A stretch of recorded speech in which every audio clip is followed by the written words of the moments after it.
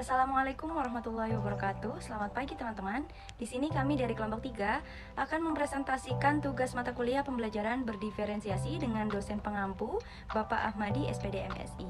Perkenalkan, saya Roro Sabita Imanisa. Di sini saya selaku moderator dari kelompok 3. Selanjutnya saya akan memperkenalkan masing-masing anggota dari kelompok 3 yang terdiri dari 5 orang. Yang pertama yaitu ada Afindita Putri Aryestianti, kemudian ada Aziza Uluwiyah, ada Maidila Wulandari, dan ada Yuliana Rahmawati. Kemudian yang terakhir ada saya sendiri, Roro Sabita Imanisa.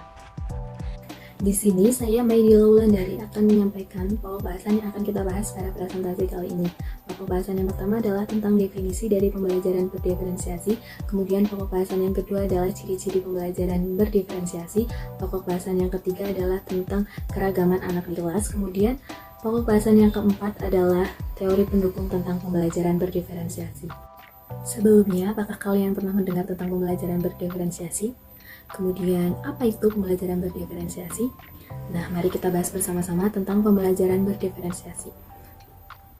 Pembelajaran berdiferensiasi adalah suatu usaha untuk menyesuaikan proses pembelajaran di kelas guna memenuhi kebutuhan peserta didik sebagai individu.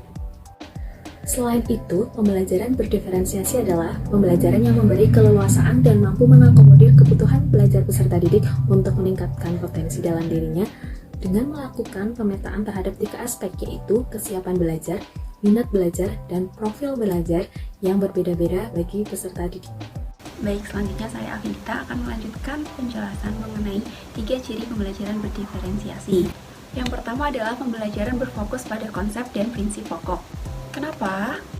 Karena di sini peserta didik bisa mengeksplorasi konsep yang ada pada pokok bahan ajar. Cara ini membuat peserta didik dapat memahami dan menggunakan ide dari konsep yang diajarkan. Pada waktu yang bersamaan, peserta didik yang berbakat juga bisa memperluas pemahaman mereka dan aplikasi konsep pada pokok bahasan tersebut. Jadi, bukan sekedar untuk menghafal, tetapi menekankan kepada peserta didik agar bisa memahami materi pelajaran. Yang kedua adalah pengelompokan peserta didik secara fleksibel. Kenapa dikatakan fleksibel?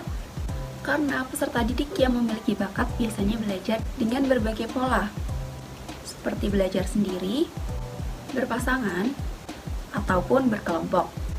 Sehingga tugas yang diberikan harus disesuaikan dengan tingkat kesiapan siswa, gaya belajar, minat siswa, ataupun kombinasi antara ketiga hal tersebut. Selanjutnya adalah pemetaan kebutuhan peserta didik, kemudian dimasukkan ke dalam strategi pembelajaran. Jadi setelah tahu apa yang dibutuhkan oleh peserta didiknya, guru sudah tahu apa perlakuan atau treatment yang harus diberikan kepada peserta didiknya. Selanjutnya adalah keragaman anak di kelas, atau lebih ke gaya belajar peserta didik saat di kelas. Yang pertama ada modalitas belajar auditori. Modalitas belajar auditori adalah peserta didik lebih mudah menerima informasi dengan mendengar. Misalkan peserta didik lebih memahami ketika dia diceritakan oleh gurunya daripada dia membaca sendiri. Atau juga bisa ketika peserta didik lebih memahami ketika dia mendengarkan dari suatu media pembelajaran. Yang kedua adalah modalitas belajar visual, yaitu menerima informasi lebih mudah melalui gambar atau visual. Modalitas belajar ini kebalikan dari auditori tadi. Jadi kalau visual, peserta didik lebih memahami ketika dia melihat atau membaca sendiri, sehingga lebih mudah untuk mengingat apa yang dilihatnya daripada apa yang didengarnya. Yang ketiga adalah modalitas belajar kinestetik, yaitu melakukan sesuatu melalui fisik atau paling tepat digambarkan sebagai belajar sambil melakukan atau learning by doing. Jadi peserta didik dapat melihat atau mendengarkan instruksi, tetapi pembelajaran lebih lanjut atau mendalam terjadi melalui proses melakukan. Saya Zuluya, di sini saya akan menjelaskan tentang teori yang melatar belakangi perlunya pembelajaran berdiferensiasi. Di sini teori yang pertama ada teori sistem ekologi, merupakan teori atau pandangan sosial kultural tentang perkembangan yang terdiri dari 5 sistem lingkungan. Yang pertama, sistem lingkungan tersebut yang pertama ada mikrosistem, mesosistem, ekosistem, makrosistem, dan kronosistem.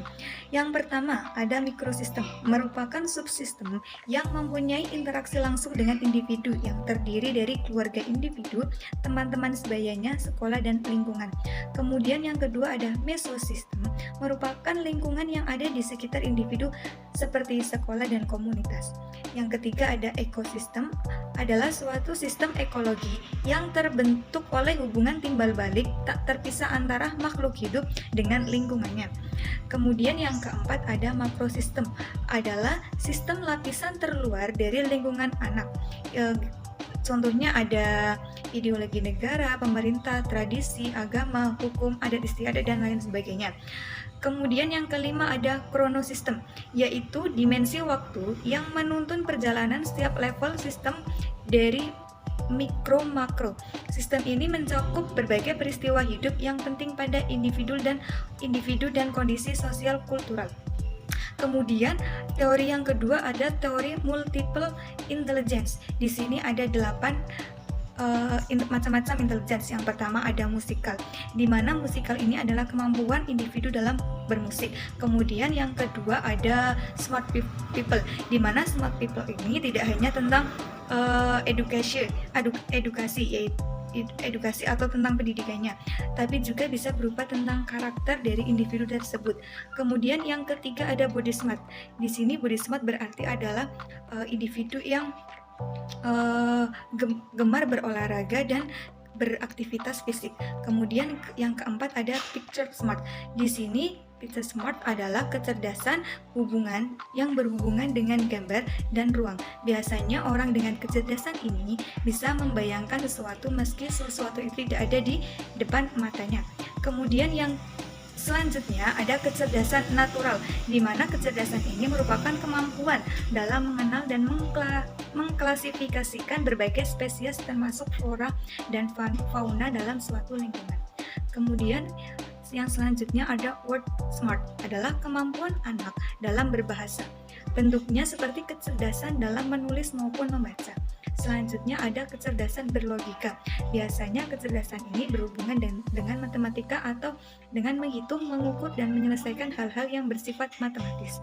Yang terakhir ada kecerdasan interpersonal, adalah kemampuan untuk memahami diri sendiri dan bertindak berdasarkan pemahaman tersebut.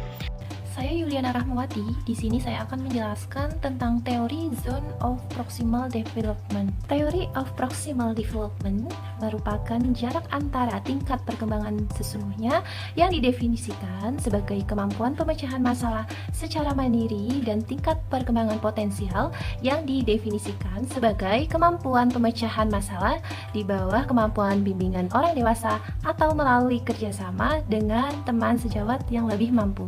Terdapat 4 hal mengenai Zone of Proximal Development. Yang pertama adalah comfort zone atau zona nyaman, di mana membaca bacaan menjadi lebih mudah.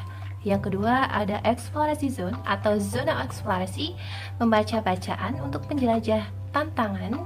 Yang ketiga ada deep dive atau penyelam dalam, membaca bacaan untuk memahami atau mendalami. Dan yang keempat ada read together, membaca bacaan yang menantang dengan seseorang. Selanjutnya ada teori learning modalities. Teori ini biasa dikenal sebagai model pembelajaran visual, auditory, kinestik. Dalam hal ini, model pembelajaran yang menekankan bahwa belajar haruslah memanfaatkan alat indera yang dimiliki oleh peserta didik. Adapun potensi yang harus dikembangkan antara lain 1. Visual atau belajar dengan cara melihat. Yang kedua, auditory, belajar dengan cara mendengar. Dan yang ketiga, ada kinestik, belajar dengan cara bergerak, bekerja, dan menyentuh. Baik, presentasi telah dijelaskan oleh rekan-rekan saya. Nah, itu tadi penjelasan mengenai pembelajaran berdiferensiasi. Semoga kita semua dapat mengimplementasikan pembelajaran berdiferensiasi di kelas. Terima kasih. The truth come from Allah and the mistake come from ourselves. So we do apologize for all our mistakes. Assalamualaikum warahmatullahi wabarakatuh.